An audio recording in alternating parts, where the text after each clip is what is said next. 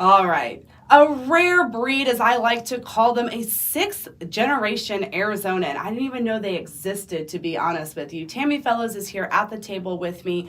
As you all know, I moved here a couple years ago. I have just thrown myself into the city and loved it. And when I heard that Tammy would talk to me and then come on, I was so excited and interested. So thank you so much. Jeremy Mueller, one of our sponsors here at State Farm, introduced us.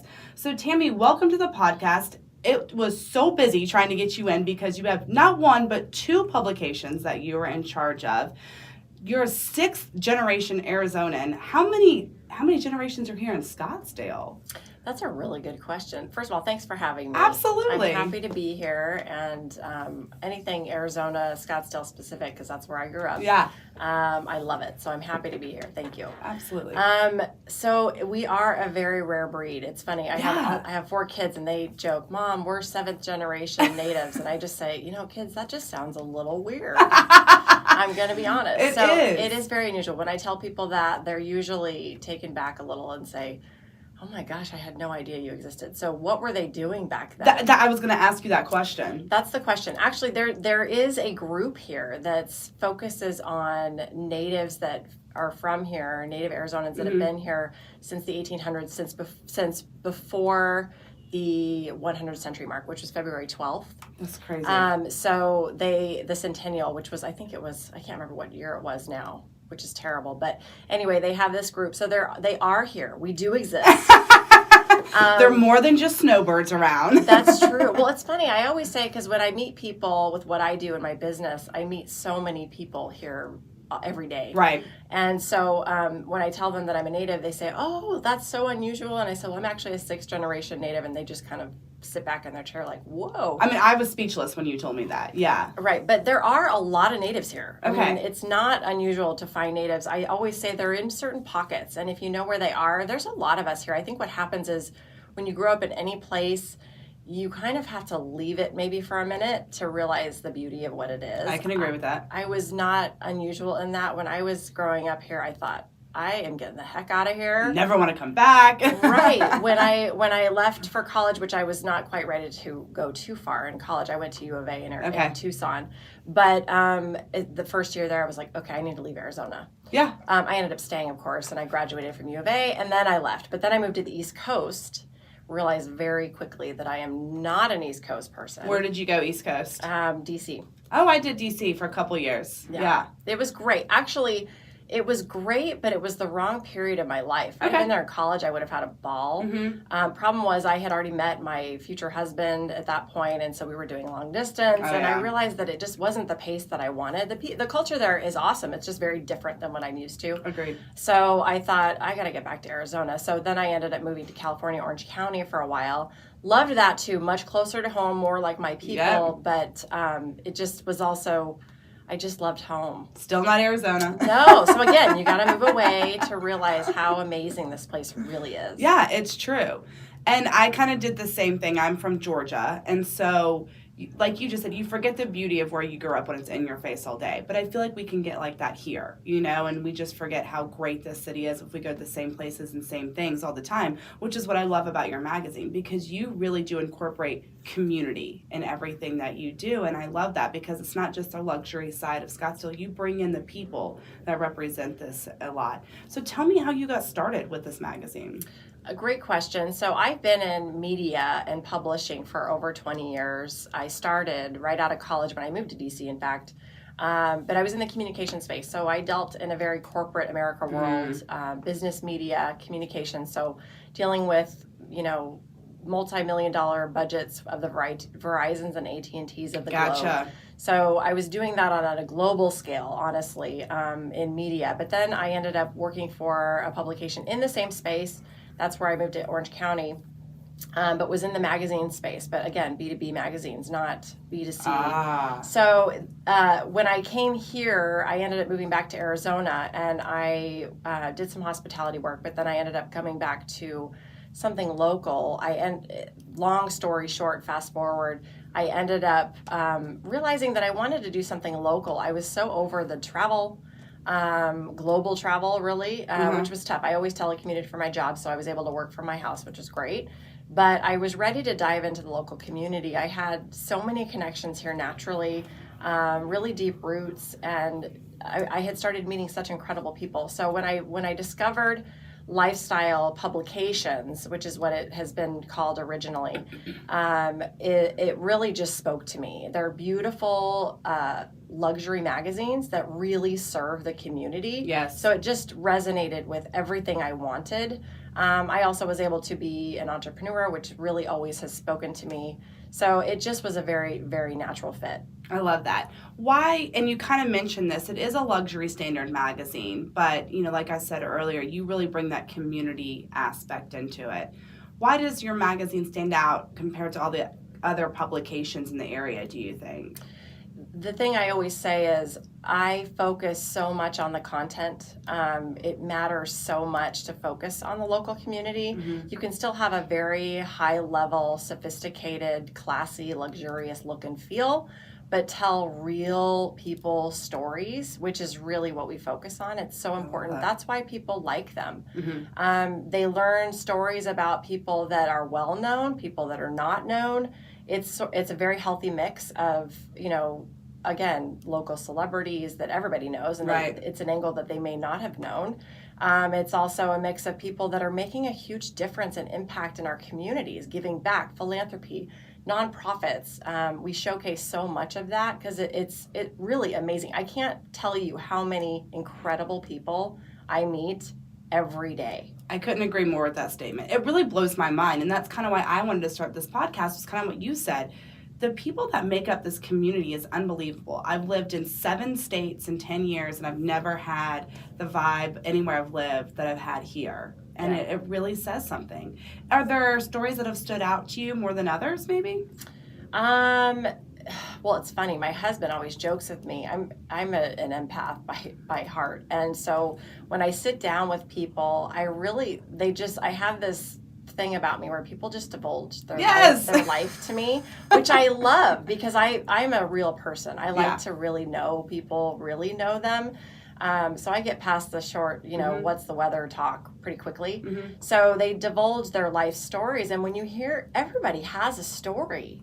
So if you take the time to listen to their story and hear who they are and why they do what they do, mm-hmm. and their passions that drive them and fuel them, you learn amazing things. So it's to pick apart who's stood out. There's so many.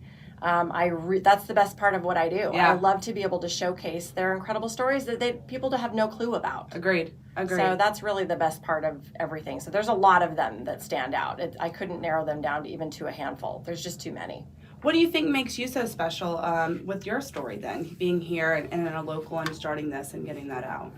It's funny that you asked that. I've had so many people over the years say, oh my gosh, Tammy, you need to do a family legacy story. Having 6 generations behind you, what this state looked like back then, how it's evolved. And in fact, my editor, Michelle Glicksman, and I have talked about it for a long time, and we're working on a story. We're compiling photos and things that we can really showcase for that, mm-hmm. timelines and things like that. So that's, I think, probably where I'm the most unique, is just the amount of time that's been here. And I've seen, just even in my lifetime, such an evolution. This mm-hmm. place is so different from just when I was a kid. Oh, yeah. Arizona, I mean, I grew up in Arcadia on the Scottsdale side. Okay. And the biggest thing was the Parada del Sol. Yeah. Which is a cowboy parade, which I love. I mean, it was in the heart of Old Town. Oh, yeah. And it was when Old Town was such a different place. I mean, it really truly was Indian, Native American jewelry. It was what Main Street is all it was. Yes, yeah. Yes. And it was a cowboy dirt town is what I always say. It was such a small, really cool, unique place that nobody knew about. Mm-hmm.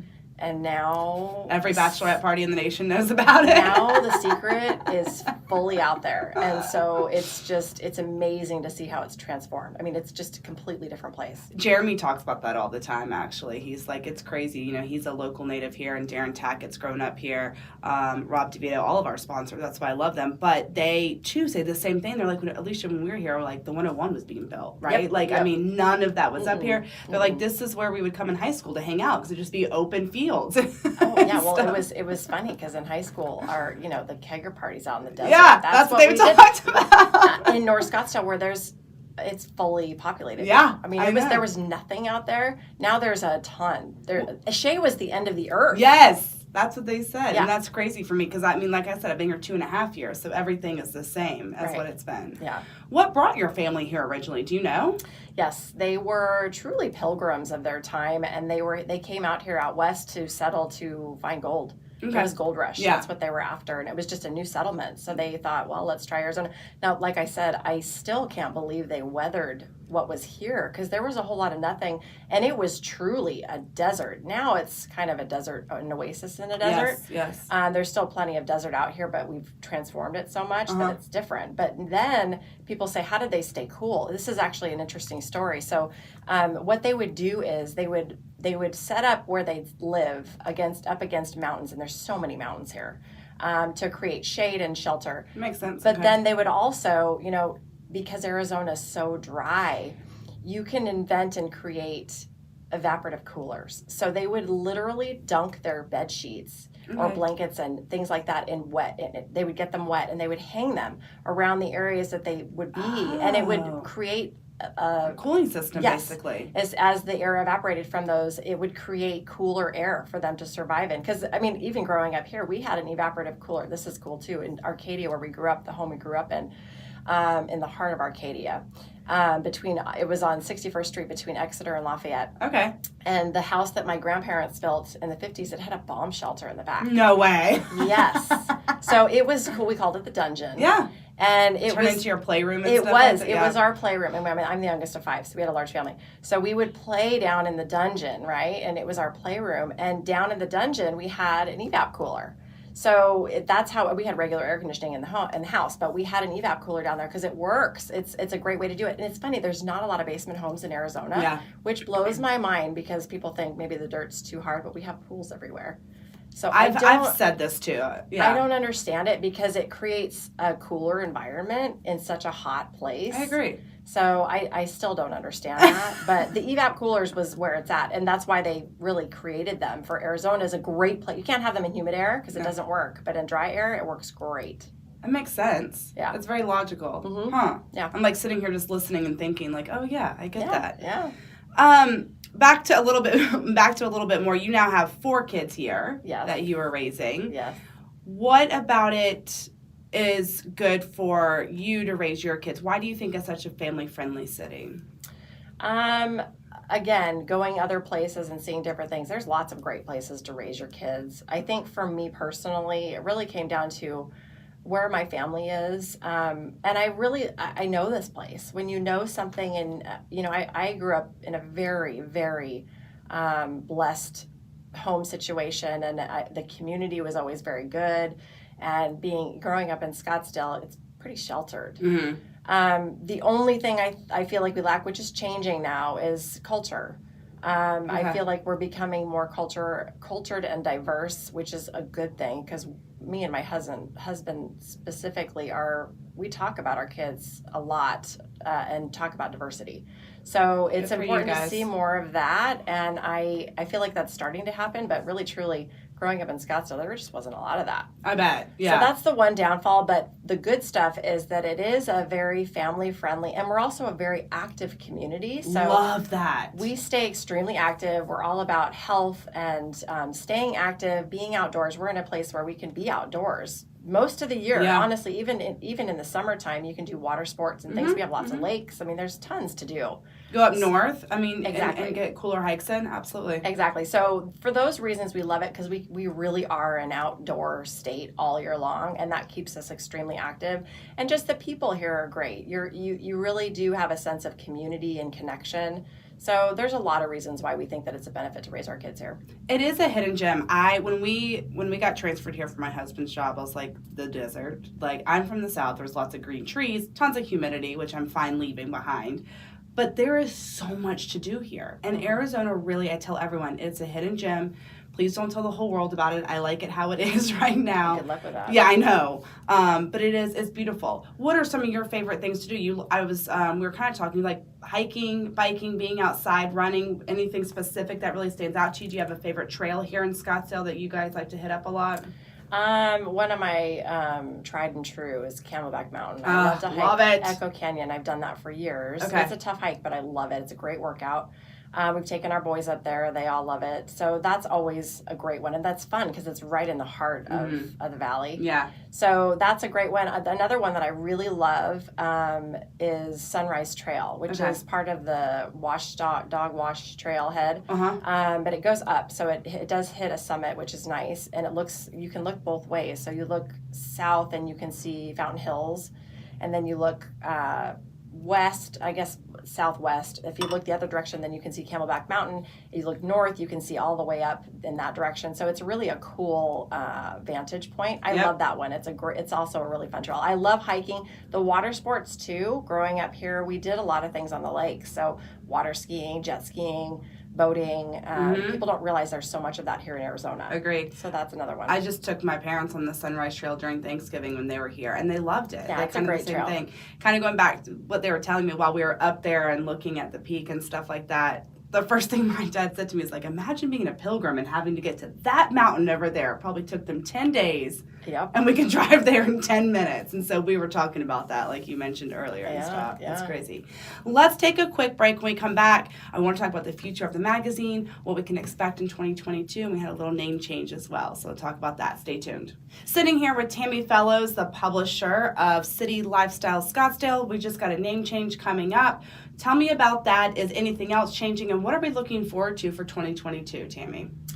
Lots of really great things. I can't wait. I'm very, very excited. It's funny because you hear a lot of buzz about 2022. A lot of people, I think, are super pumped. I am. A lot of people are. I'm hearing it a lot, which is great and exciting. Don't ever stop that charge because I think everybody's, they're just lit up and we're ready to go. So I love it, and I am no different from that. So for 2022, the magazine is certainly growing, which is great. We are expanding. We are rebranding.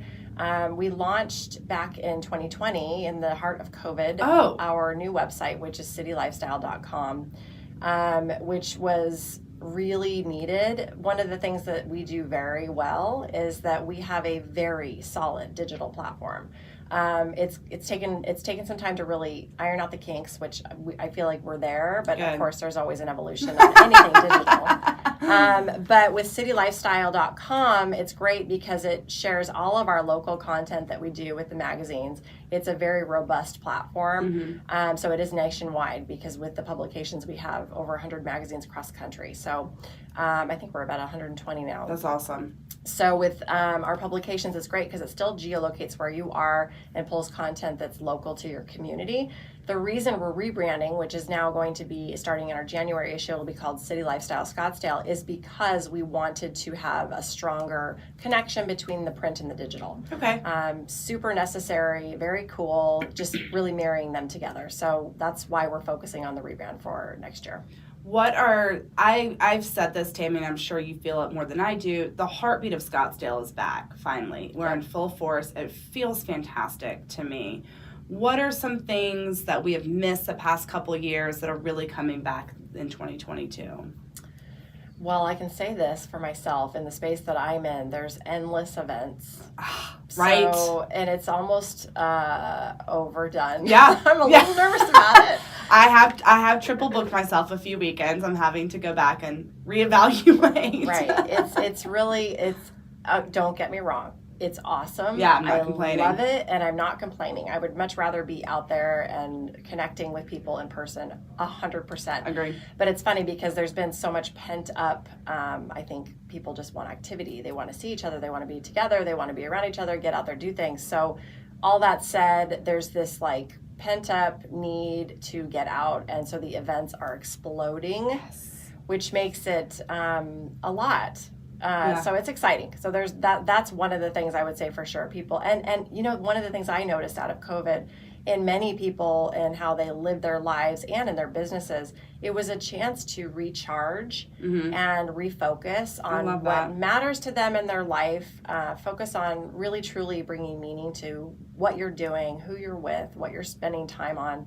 And secondly, in their businesses, really revamping them and making them what they have always wanted them to be. I can certainly speak to that. I have done a ton of reconfiguring and making changes and setting myself up so we can really grow how we want to. And it, you need a pause sometimes to do those things. So I think there was so many silver linings from 2020, and 2021 happened in a flash. It really did. I don't. It was like 2020, and now it's 2022. 2021 didn't exist. 2020 went by slow, and we wanted to go away. We wanted 2021. It's here, and now it's gone. It really did happen just like that. It was crazy. 2021 was non-existent, but that's what I mean. I feel like there was so much behind the scenes stuff for everybody that it made it so. I think 2022 is going to be great. I love it. I'm with you. And I love your positive attitude. That's how I live my life as well. Always a half full. Always a glass full. Not even half full. Always full. Yeah.